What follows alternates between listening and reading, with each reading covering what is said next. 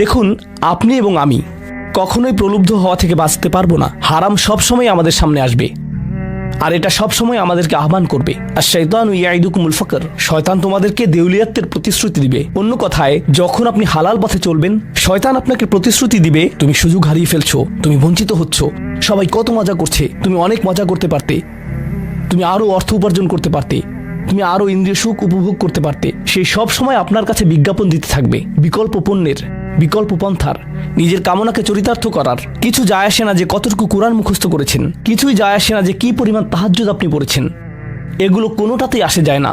শয়তান থামবে না। দিন শেষে আপনি তো একজন মানুষই, দিন শেষে কামনা বাসনাগুলো আপনার মাঝে থাকবে, আর শয়তান থামবে না, সে আপনার পেছনে লেগেই থাকবে। শয়তানের একটা কৌশল আল্লাহ বর্ণনা করেছেন। তার মনস্তাত্ত্বিক কৌশলটি হলো যায়্যানা লাহুমুশ শাইতানু আমালাহুম। শয়তান তাদের কাজগুলোকে তাদের কাছে আকর্ষণীয় করে দেয়। শয়তান আপনার কাছে আসবে, আপনাকে প্রলুব্ধ করবে। তখন আপনি বলবেন, হ্যাঁ এটা খারাপ, কিন্তু আমি তো অনেক ভালো কাজও করি। হ্যাঁ আমি এলোমেলো কাজ করছি, কিন্তু আমি তো নামাজও পড়ছি, আর আমি তো কাফেরও না, তো সমস্যার কিছু নেই। আর এইবার করেই আমি থেমে যাব, এমন না যে আমি এটা করতেই থাকবো, শুধু একবারই করব। এভাবে নিজেকে সব ধরনের যুক্তি দিতে থাকেন, নিজে নিজে এটাকে বৈধতা দিতে থাকেন। আপনার চিন্তায় এটা এখন আর অতটা খারাপ না।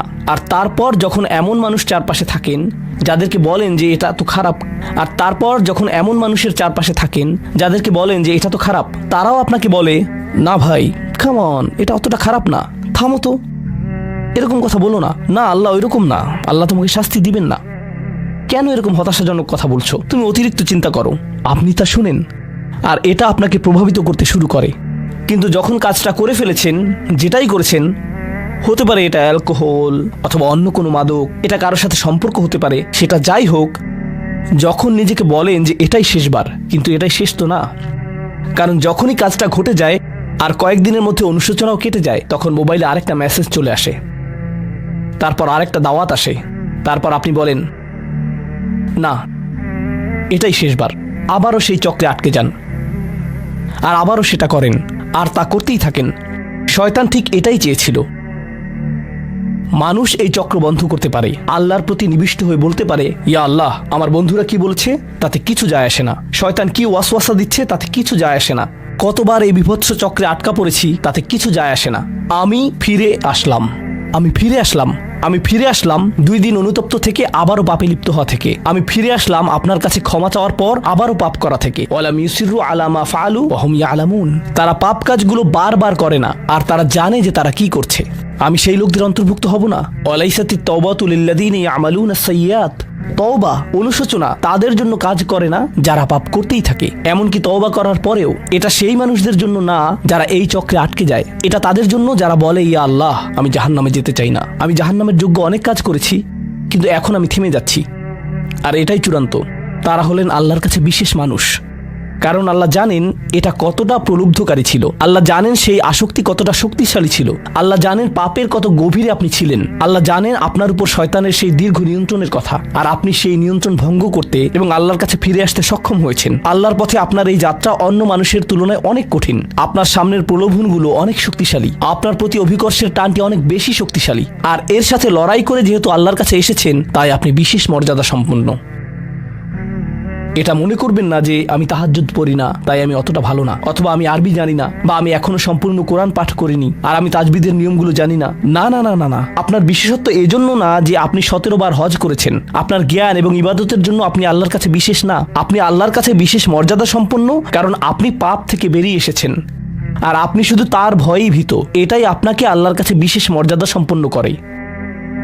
তাই আপনিও ইবাদুর রহমান। তো এখান থেকে আল্লাহ আমাদেরকে সম্পূর্ণ বিপরীত দিকে নিয়ে যাচ্ছেন। এই প্রত্যেক শ্রেণী সম্পর্কে চিন্তা করুন, কিভাবে এগুলো আপনার সাথে প্রাসঙ্গিক, কিভাবে আপনি আল্লাহর কাছে বিশেষ মর্যাদা সম্পন্ন হতে চান, কিভাবে আপনি আল্লাহর নৈকট্য পেতে চান, কিভাবে আমি আল্লাহর নৈকট্য পেতে চাই। আমাদের কাছে এটা আসলে কতটা মূল্যবান। পাপ হলো এক প্রকারের ভালোবাসা, আমরা এর মোহে পড়ে যাই, আমরা এতে আসক্ত হয়ে যাই। আর এই অনুচ্ছেদটি আসলে ভালোবাসার একটা প্রতিযোগিতা, কারণ আপনি ইন্দ্রিয় সুখ ভালোবাসেন, আপনি এই পাপগুলোকে ভালোবাসেন, আর আপনি তা ছাড়তে চান না, কারণ এতে আপনার সুখানুভূতি নষ্ট হবে। আর অন্যদিকে আল্লাহ বলছেন, আমি আমার নিজের দ্বারা সেই সুখকে প্রতিস্থাপন করে দিব, আমি এটাকে আমার নৈকট্য দ্বারা প্রতিস্থাপন করে দিব। আল্লাহ এই সুযোগ দিয়েছেন। আপনার নিজেকে এই সমীকরণের আলোকে সিদ্ধান্ত নিতে হবে। আপনি এই পরিস্থিতিতে পড়বেন, অন্য কেউ জানবে না, কেউ জানবে না যে আপনার মাথায় কি সংগ্রাম চলছে, কেউ জানবে না, শুধু আল্লাহ জানবেন। আর প্রসঙ্গক্রমে উদাহরণস্বরূপ আপনাদের কেউ কেউ যখন হারাম সম্পর্কে জড়ান, নিশ্চিত বলছি না, আপনাদেরকে অভিযুক্ত করছি না, কোনো মানুষ, আপনারা না, কোনো মানুষ যাদেরকে আপনারা চিনেন, তারা হয়তো অনৈতিক সম্পর্কে জড়িত, আর আপনি তা থেকে বের হতে চাচ্ছেন। তো আপনি এই আলোচনা শুনে তাকে মেসেজ দিলেন, আমি আর এটা করতে পারবো না। সে উত্তর দিল, তুমি কি আমাকে ভালোবাসো না? তুমি এখন আমাকে ঘৃণা করো? তুমি কি মনে করো যে আমি তোমার জাহান্নামে যাবার কারণ? আমি কি এতটাই খারাপ? এখন আপনি বলছেন, না তুমি অতটা খারাপ না, না আমি তোমাকে ভালোবাসি, তুমি মোটেই খারাপ না, তুমি অনেক ভালো। ঠিক আছে, যদি আমার সাথে সম্পর্ক সমাপ্ত করতে চাও, আজকে রাতে আমার সাথে দেখা করো, আর আমার মুখের সামনে এটা শেষ করো। না, এটা আমি করতে পারবো না। ঠিক আছে, তুমি আমাকে ঘৃণাই করো, আচ্ছা ঠিক আছে, আমি আসছি। এটা আবার শুরু হয়ে গেল, আর এরপর আপনি আবারও তওবা করতে চান। দেখতে পাচ্ছেন, এটা শুধুমাত্র আপনি না, আপনি হয়তো আবেগগতভাবে কোনো কিছুতে জড়িয়ে যেতে পারেন, আর এখন আপনি আবেগগতভাবে ব্ল্যাকমেলের শিকার হচ্ছেন। এর দ্বারা আপনি খারাপ বোধ করবেন। আপনাকে এর বিরুদ্ধে যুদ্ধ করতে হবে, আপনাকে এটা অবদমন করতে হবে, আর আপনাকে উপলব্ধি করতে হবে যে আপনি হয়তো কাউকে হতাশ করছেন, কিন্তু আল্লাহকে সন্তুষ্ট করছেন। আর আপনি এটা শুধু নিজের জন্যই করছেন না, বরং এটা ওই মেয়ের জন্যও করছেন, বা ওই ছেলের জন্যও করছেন যে আপনার মেসেজের জবাব দিচ্ছে। সে আল্লাহর সামনে দাঁড়াবে, এটাও আপনি চান না। আপনি যদি তাকে আসলেই ভালোবাসেন, শুধুমাত্র যদি তাকে কামনা না করেন, বরং তাকে ভালোবাসেন, তাহলে আপনি তাকেও রক্ষা করতে চাইবেন। তো এখন আমরা খুবই অপ্রত্যাশিত স্থানে চলে যাচ্ছি। আল্লাহর কাছে আরও কে বিশেষ মর্যাদা সম্পন্ন? আল্লাযীনা ইযা আনফাকু লাম ইউসরিফু ওয়া লাম ইয়াকতুরু ওয়া কানা বাইনা যালিকা কওয়ামা। এই মানুষেরা যখন তারা অর্থ ব্যয় করে, তারা সকল অর্থ উড়িয়ে দেন না, তারা অতিরিক্ত খরচ করেন না, আর তারা কৃপণও নয়। তারা অনেক বেশি খরচ করেন না, আর তারা অনেক কমও খরচ করেন না। তাদের বাজেট ভারসাম্যপূর্ণ। বাজেটের সাথে আল্লাহর নৈকট্যের সম্পর্ক কি? সম্পর্ক রয়েছে, কারণ আল্লাযীনা ফি আমওয়ালিহিম হাক্কুন মালুম, তাদের অর্থে অন্যদের অধিকার রয়েছে যা সুবিদিত। আপনার পিতামাতার অর্থনৈতিক সহায়তা প্রয়োজন, আপনার সন্তান, আপনার ভাই বোন, আপনার স্ত্রীর প্রয়োজন, এমন অনেক ক্ষেত্র রয়েছে যার জন্য আপনার অর্থ প্রয়োজন। কিন্তু যখন আপনি প্রয়োজনহীন জিনিসে আসক্ত হয়ে পড়েন, আর আপনার অর্থ যখন ব্যয় হয় সিনেমার পর সিনেমা, সিনেমার পর সিনেমায়, সাবস্ক্রিপশনের পর সাবস্ক্রিপশনে, গেমের পর গেম, এরপর গেমে, গাড়ির জন্য নতুন যন্ত্রাংশ কেনার পেছনে, যেই চাকা দেখতে উল্টো দিকে ঘূর্ণায়মান, তার প্রয়োজন আপনার নেই। সেগুলো আপনি দেখবেন না যখন আপনি গাড়ি চালাবেন, সেটা অন্য কেউ দেখবে। এগুলো ঘুরবে অন্য কারোর জন্য, আপনার জন্য না। যন্ত্রাংশ অথবা ডিভাইস। আপনি নতুন আইফোন ছাড়াও বেঁচে থাকবেন, এতে কোনো ক্ষতি হবে না। স্যামসাং যদিও কিছুটা বিপজ্জনক, তারপরও অনেক বোনেরা পার্স অথবা ব্যাগের জন্য এমনটা করেন। ও আল্লাহ, এই ব্যাগগুলোর কোনোটার দাম কয়েক লাখ টাকা। বলছি না যে আপনি এগুলোর কোনোটাই কিনতে পারবেন না, কিন্তু আল্লাহ বলছেন ঠিক আছে খরচ করো, কিন্তু অতিরিক্ত খরচ করো না। আপনাদের কারো জন্য আবার সবচেয়ে খুশির বিষয় হলো টাকা ধরে রাখা। আপনি স্ত্রীকে সাথে নিয়ে সুপার শপে গিয়েছেন, তিনি এক প্যাকেট দুধ নিলেন। আমাদেরকে এত বেশি দুধ প্রয়োজন, ছোট প্যাকেট নিতে পারো না? ডিসকাউন্টের জন্য অপেক্ষা করতে পারো না? এটা দুধ, এটা ডিম, এগুলো নিয়ে কৃপণতা না করলে হয় না? এমন মানুষ রয়েছে যারা প্রাপ্য মানুষদের টাকা ধরে রাখে। আপনার সন্তানদের অর্থ প্রয়োজন, তাদের চলার জন্য কিছুটা পকেট খরচ প্রয়োজন, আপনার স্ত্রীর কিছুটা অর্থ প্রয়োজন।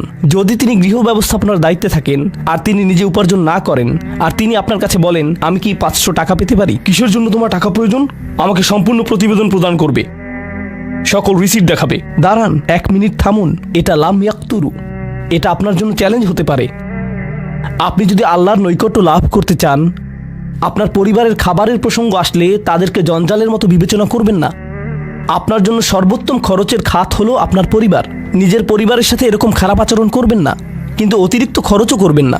অন্যরা এমন আছে যারা টাকা উড়ায়। আল্লাহ হয়তো আপনাকে কিছুটা অর্থ দিয়েছেন, আর আপনি আপনার 16 বছরের সন্তানকে BMW কিনে দিলেন যাতে সে রাস্তার পাশে লাগিয়ে দিয়ে অ্যাক্সিডেন্ট করতে পারে, আর তারপর তাকে আরেকটা কিনে দিলেন। না না না, আপনি এমনটাও করতে পারবেন না। লাম ইউসরিফু ওয়া লাম ইয়াকতুরু ওয়া কানা বাইনা যালিকা কওয়ামা। তারা একটি ন্যায্য ভারসাম্যপূর্ণ পন্থা অবলম্বন করে এই দুই অবস্থার মাঝে অবস্থানের জন্য। পরবর্তী গুণটি আমার প্রিয়, মনোযোগ দিয়ে শুনুন। এরা সবাই একটি শ্রেণী, والذين لا يدعون مع الله إلها آخر ولا يقتلون النفس التي حرم الله إلا بالحق ولا يزنون ومن يفعل ذلك يلقى أثاما। তারা আল্লাহর পাশাপাশি অন্য কোনো উপাস্যের কাছে প্রার্থনা করে না, আর আল্লাহর পাশাপাশি অন্য কোনো উপাস্যের কাছে প্রার্থনা না করা অবস্থায় তারা কাউকে হত্যা করে না এবং তারা ব্যভিচারে লিপ্ত হয় না। তিনটি বিষয়, তারা আল্লাহ ছাড়া কারো কাছে প্রার্থনা করে না, এর সাথে রয়েছে তারা হত্যা করে না এবং তারা ব্যভিচার করে না। তিনটি বিষয় একসাথে। এটা তো অসাধারণ কোনো অর্জন নয়। কেউ বলতে পারে যে হ্যাঁ, আমি তো তালিকায় এসে পড়েছি, আমি কাউকে হত্যা করিনি। কিন্তু জানেন কেন এটা বৈশিষ্ট্য সূচক? কারণ এই বিষয়গুলো খুবই প্রাথমিক স্তরের, তাই না? অন্য অনেক কবিরা গুনাহ রয়েছে, কিন্তু আল্লাহ বলছেন যে তোমরা আল্লাহর কাছে বিশেষ মর্যাদার অধিকারী হতে পারবে যদি তোমরা শুধু এটুকু করো। কেন এটা বিশেষ মর্যাদাপূর্ণ? মক্কার মানুষদের কথা চিন্তা করুন, সেই সমাজের কথা চিন্তা করুন যার মাঝে কোরআন এসেছিল। সেই মানুষগুলো হাজার বছর ধরে শিরকে লিপ্ত ছিল। হত্যা তাদের কাছে সাধারণ বিষয়ে পরিণত হয়েছিল, জিনা কোনো বিষয়ই ছিল না। আর এগুলো বড় বিষয় ছিল না তাদের পূর্বপুরুষ অথবা তাদের পূর্বপুরুষ অথবা তাদের পূর্বপুরুষের কাছে। এগুলো ছিল জীবনেরই অংশ। জীবন ছিল গ্যাংস্টারের মতো। আর যখন তারা এই সকল কিছু ছেড়ে আল্লাহর কাছে আসলো, তাদের পরিবার কি বলেছিল যে ও তুমি তো এখন মুসলিম, কংগ্রাচুলেশনস। তাদেরকে সকল ধরনের বিভৎস অভিজ্ঞতার সম্মুখীন হতে হয়েছিল, তাদের প্রিয় মানুষদের কাছ থেকে, তাদের সমাজ থেকে, তাদের বন্ধু বান্ধবদের কাছ থেকে, কারণ তারা সেই অপরাধগুলো ত্যাগ করেছিলেন, তাই না? কিছু মানুষের জন্য শুধুমাত্র ঈমান গ্রহণ করা, শুধুমাত্র অপরাধী জীবন থেকে বেরিয়ে আসা, শুধুমাত্র জিনা থেকে বেরিয়ে আসা ছিল এতটাই বড়। আপনারা যারা সম্মানিত পরিবারে বেড়ে উঠেছেন, পরিশুদ্ধ পরিবেশের মাঝে ছিলেন, আপনার জন্য সেই ধরনের বিপত্তিতে না পড়াটা সহজ অথবা সহজতর। এখনকার সময়ে যে কোনো কিছুই সহজ, কিন্তু আপনাদের যারা অমুসলিম অবস্থা থেকে এসেছেন, আপনি চারপাশে অপরাধ সংঘটিত হতে দেখেছেন, আপনি চারপাশে মাদকের আসর দেখেছেন, আপনি চারপাশে নারী লিপ্সা দেখেছেন, প্রত্যেক সাপ্তাহিক ছুটির দিনই ক্লাবে যেতেন, আর তারপর আপনি আল্লাহর পথে আসলেন, আপনি ঈমান গ্রহণ করলেন। সেই জীবন থেকে আপনার এই যাত্রাটি ছিল বিশাল এক যাত্রা, আর আল্লাহ এটা স্বীকার করেছেন এবং বলেছেন যে এটা বেশ বড় ব্যাপার যে কিছু মানুষ এমনটা করেছে। শুধু এই বিবেচনায় তারা বিশেষ মর্যাদাময়, তারা অন্য কিছু জানে না, তাদের ব্যাপক কোনো জ্ঞান নেই, কিন্তু মূল বিষয় হলো তারা আল্লাহর সন্তুষ্টির জন্য হিজরত করেছেন, তারা সেই বড় পাপগুলো থেকে আল্লাহর অভিমুখে যাত্রা করেছেন। এটা অবিশ্বাস্য, কিন্তু এই আয়াতগুলোতে আল্লাহর করুণা এখনো সমাপ্ত হয়নি। প্রথমত সেই তিনটি বিষয় যা আমি উল্লেখ করেছি, শিরক বা আল্লাহ সম্পর্কে অশ্রদ্ধা প্রদর্শন করা, হত্যা এবং ব্যভিচার, এগুলো অনেক বড় পাপ। তো আল্লাহ কি বলছেন? ইউদাআফ লাহুল আযাবু ইয়াওমাল কিয়ামা ওয়া ইয়াখলুদ ফীহি মুহানা। এমন মানুষের জন্য শাস্তি দ্বিগুণ করা হবে, আর তারা সেখানে থাকবে অপমানিত অবস্থায়। এই পাপগুলো আল্লাহর কাছে ছোট বিষয় না, বিশেষত তিনটা পাপ একসাথে। কিন্তু প্রসঙ্গক্রমে সবচেয়ে খারাপ অপরাধ শিরক। সবচেয়ে খারাপ অপরাধের মধ্যে দ্বিতীয়টি হলো যখন আপনি একজন ব্যক্তিকে হত্যা করেন। এটা কাকে হত্যা করার সমতুল্য? গোটা মানবজাতিকে। এটা হলো দ্বিতীয় বৃহত্তম অপরাধ। আর তারপর তৃতীয় বৃহত্তম অপরাধ কোনটি? জিনা। এই তিনটি একসাথে এসেছে একটি আয়াতে। সেজন্য আল্লাহ বলছেন যে এই ব্যক্তিটি বিশেষ ধরনের শাস্তি পাবে, আর সে এই শাস্তিতে রয়ে যাবে অপমানিত অবস্থায়। কিন্তু এমনকি খারাপের ভিতর সবচেয়ে খারাপ, এরপর সবচেয়ে খারাপ ব্যক্তিটি, এই ব্যক্তিটি এজন্য সবচেয়ে খারাপ না যে সে একটি জিনিস করছে, বরং সে সবচেয়ে খারাপ কারণ সে তিনটি জিনিসই করেছে। এটা জাহান্নামের হ্যাট্রিক অর্জনের মতো। আর সম্পর্কে আল্লাহ কি বলছেন? তিনি বলছেন ইল্লা মান তাবা ওয়া আমানা ওয়া আমিলা আমালান সলিহা। অর্থাৎ যে অনুতপ্ত হয়েছে, ঈমানের পথে ফিরে এসেছে এবং তখন থেকে ভালো কাজ শুরু করেছে, তার জন্য নিয়মের ব্যতিক্রম হবে। এটা উপলব্ধি করাটা গুরুত্বপূর্ণ। আল্লাহ বর্ণনা করছেন নিকৃষ্টের মধ্যে নিকৃষ্ট, তার চেয়েও নিকৃষ্ট। আর তারপর বলেছেন এমনকি সেই ব্যক্তির ক্ষেত্রেও যদি সে আমার কাছে ফিরে আসে, আমি তাকে শাস্তিতে নিক্ষেপ করব না। কিন্তু এতটুকু যথেষ্ট না। আমরা কথা বলছি ইবাদ আর রহমানের ব্যাপারে, যিনি অবিশ্বাস্য রকমের করুণাময় সত্তা। তো তিনি তাদেরকে শুধুমাত্র জাহান্নাম থেকে রক্ষা করেই ক্ষান্ত হবেন না, তিনি আরও কি করবেন? ফাউলাইকা ইউবাদদিলুল্লাহু সাইয়্যাতিহিম হাসানাত। সেই মানুষগুলোর মহাপাপগুলোকে প্রতিস্থাপিত করবেন। আর আমি আপনাদেরকে মনে করিয়ে দিচ্ছি সেই পাপগুলো কি? শিরক। ইন্নাশ শিরকা লাযুলমুন আযীম। হত্যা, কাআন্নামা কাতালান নাসা জামিআ, সে যেন গোটা মানবজাতিকে হত্যা করলো।